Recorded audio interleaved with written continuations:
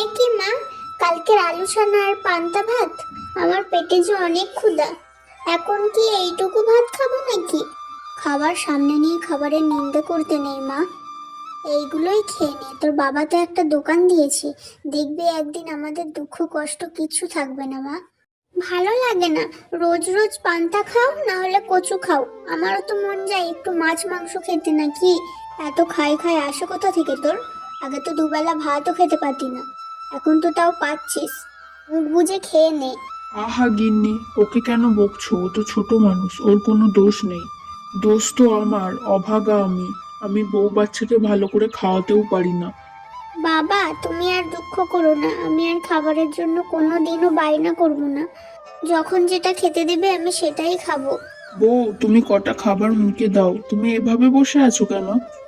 আমার পেটে খিদে নেই, তুমি তো জানো সকালে একটু পানি খেলেই আমার পেট ভরে যায়।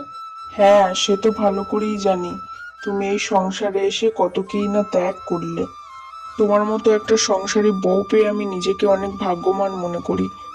সেসব কথা বাদ দাও। দোকানটার কি অবস্থা, বেচা কিনা কি বেড়েছে? হ্যাঁ, এখন তো দেখছি একটু ভালো। আস্তে আস্তে হবে। সবে নতুন দোকান খুললাম, একটু তো টাইম লাগবেই। আমাদের সমস্ত পুঁজি ওই দোকানে ভরা।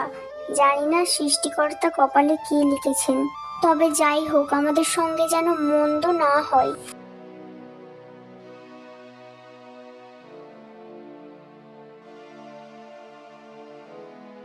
কিছু বুঝলে তুমি? হ্যাঁ, বুঝলাম তো। হ্যাঁ, তা কি বুঝলে তুমি? এটাই যে এরা আমাদের থেকে এখন বেশি ধনী হয়ে যাবে। যে করেই হোক, এদের আমাদের থেকে ধনী হতে দেওয়া চলবে না। এভাবে কথা বললে ওরা শুনতে পেয়ে যেতে পারে, আমরা বাড়ি গিয়ে আলোচনা করব। এবার বাড়ি চলো।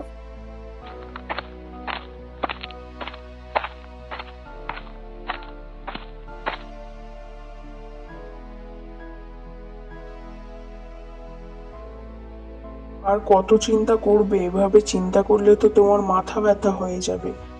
লাস্ট বেলায় আমাকেই তোমার কপাল টিপে দিতে হবে। তোমার ওই মোটা মাথায় তো কিচ্ছু ভালো বুদ্ধি বেরোবে না। ভাবতে দাও দোকানটা কিভাবে দূর করা যায়। মোটেই তো দোকানটা চালু করলো, কিছুদিন না হয় চালাক, তারপরে না হয়। চুপ করবে তুমি, গাধা একটা। ওরা একেবারে বড়লোক হয়ে যাক, তারপর তুমি ভাববে। যত সব। আমি যা বলছি তাই শোনো, আজ রাতে যখন সবাই ঘুমিয়ে যাবে তখন ওই দোকানে আগুন ধরিয়ে দেবো আমরা। তা এত রাতে তুমি হাঁটে যাবে নাকি? গেলে গেলাম, তাতে কি? এখন বলো বুদ্ধিটা আমার কেমন হয়েছে? আমার বউ বলে কথা, বুদ্ধি তো হবেই।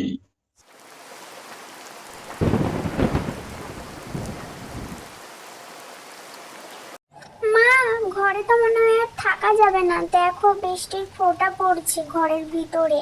বিছানা জিনিসপত্র যে সব ভিজে যাচ্ছে মা, আমার খুব ভয় করছে। না জানি ঘরটাই কখন উড়ে চলে যাই। ভয় নেই মা, আমি তো আছি। আয় এখানে গুটিয়ে বসি দুজনাই। আমি আছি তো, কিসের ভয়?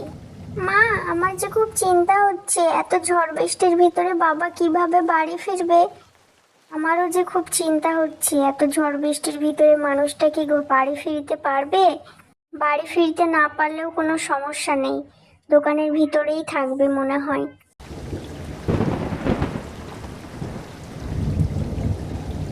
কি ঝড় উঠলো! তাড়াতাড়ি দোকানটা বন্ধ করতে হবে, না হলে যে যেই কটা মালামাল আছে সব নষ্ট হয়ে যাবে। এমন অবস্থায় বাড়িতে ফিরতে পারবো না। আজ না হয় দোকানের ভিতরেই থেকে যাব। সবুজ তাড়াতাড়ি করে দোকান বন্ধ করে তার ভিতরেই শুয়ে পড়ল।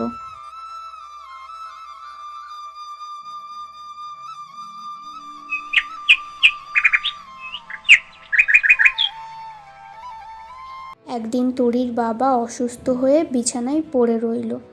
তারপর থেকে সে কোনো আর কাজবাজ করতে পারে না। তাদের অভাবের সংসারে আরও অভাব হয়ে গেল।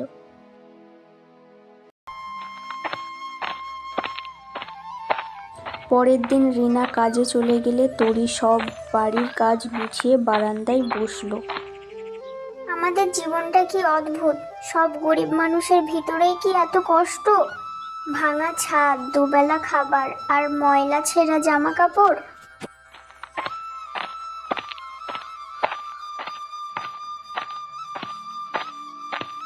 তরি, কই রে তরি? তরি কোথায় গেলি রে তুই? সেই কখন থেকে ডাকছি, তুই কি শুনতে পাচ্ছিস না? মা তুমি আজ এত সকাল সকাল চলে এলে, কাজ নেই নাকি? না রে মা, মালিক আর কাজে নেবে না, সে ভাটা বন্ধ করে বিদেশে চলে যাবে। এবার আমাদের কি হবে মা? আমরা যে এবার সত্যি সত্যি না খেয়ে মরবো। জানি না তোরে কি হবে। গমগুলো পেকেছে, কালকে তুই আর আমি তুলে নিয়ে আসবো। সেইগুলো বিক্রি করে যদি টাকা হয়, সেই টাকা দিয়েই না হয় কদিন চলবো।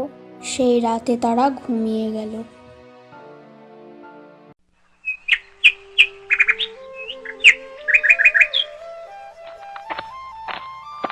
পরের দিন সকালে তরি ও তরির মা তাদের খেতে গেল। খেতে গিয়ে যা দেখলো, তোরা এটা কি করলি? আমার একমাত্র সম্বলটাও খেয়ে শেষ করে ফেললি তোরা। এতগুলো হাতি একসঙ্গে তোরা কেন এলি আমাদের খেতে? তোরা কি জানিস সেইগুলোই আমাদের পেটের খিদে নিবারণ করবে? তোরা যে আমাদের পেটে লাথি মেরে গেলি, এবার তো আমরা না খেয়ে মরবো।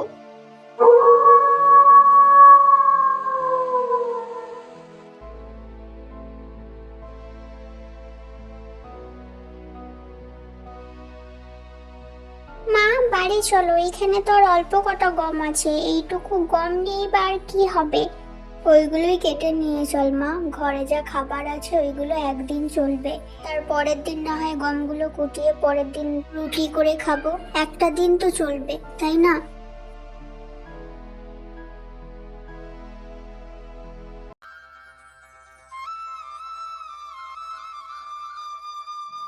মা আমার যে খুব খিদে পেয়েছে, আমাকে কিছু খেতে দাও। ঘরে তো কোনো খাবার নেই মা, চল তোর চাচাদের বাড়ি, ওইখান থেকে কটা খেয়ে আসিস, কাল গমগুলো কুটিয়ে রুটি করে দেব। তাহলে তাড়াতাড়ি চলো মা, কাল দুপুরে খাবার খেয়েছি, আর যে সহ্য হচ্ছে না। চাচা চাচি কোথায় তোমরা? ওই যে হাজির হয়েছে, নিশ্চয়ই কিছু নিতে এসেছে। এদের নাক লজ্জা বলে কিছু নেই মনে হয়, যখন তখন যার তার দুয়ারে হাজির হয়। কি হয়েছে এবার বলে ফেলো। চাচা আমাদের ঘরে কোনো খাবার নেই, আমাকে কি দুটো ভাত দেবে তোমরা? সেই কাল দুপুরে খেয়েছি।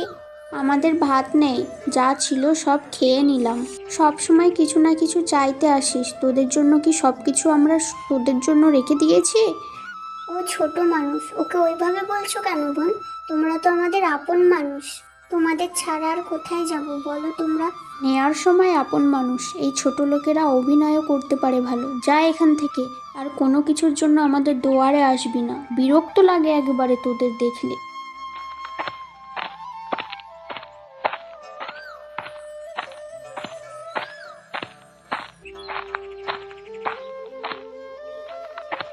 নিজের কিছু না থাকলে কেউ আপন না, অভাব এক অদ্ভুত জিনিস। এটা শুধু পেটে নয়, মনেও খিদে জাগায়। কেউ সহ্য করে, কেউ ভেঙে পড়ে, আবার কেউ ভালো থাকার ভান করে।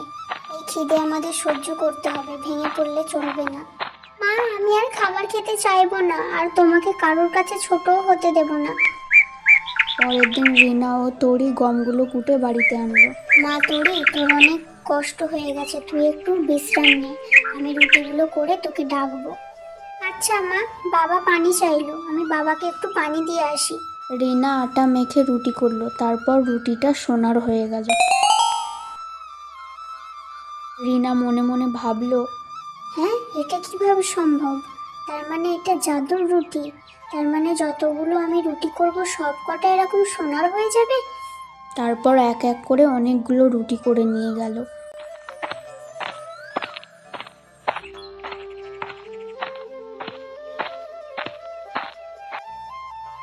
দেখো বউ, আমি একেবারে সুস্থ হয়ে গেছি। আমি দেখো সব করতে পারছি, আমি হাতগুলোও নাড়াতে পারছি। কি করে হলো আমি বুঝতে পারছি না, আমি অনেক খুশি। সবই হয়েছে এই জাদুর রুটির জন্য। এমনকি আমি যেই কটা রুটি করছি সব কটা রুটি সোনার হয়ে যাচ্ছে। দেখেছো মা, এই সৃষ্টিকর্তা আমাদের এই অভাবের দিকে আমাদের দিকে তাকিয়েছেন। আমাদের আর কোনো অভাব থাকবে না। আমার যে কি মজা হচ্ছে মা। হ্যাঁ মা, একদম তুই ঠিক বলেছিস, আমাদের আর কোনো অভাব থাকবে না। সব হয়েছে ওই হাতিগুলোর জন্য। ওই হাতিগুলো কোনো সাধারণ হাতি নয়, সৃষ্টিকর্তা আমাদের ছোট জিনিস কেড়ে নিয়ে আমাদের বড় জিনিস দিয়েছে। সৃষ্টিকর্তা যা করেন ভালোর জন্য করেন। তারপর তারা সুখে শান্তিতে সংসার করতে লাগলো। আমাদের গল্পটা যদি ভালো লাগে তাহলে একটা লাইক আর একটা কমেন্ট করে দিও, আর অতি অবশ্যই সাবস্ক্রাইব করে দিও।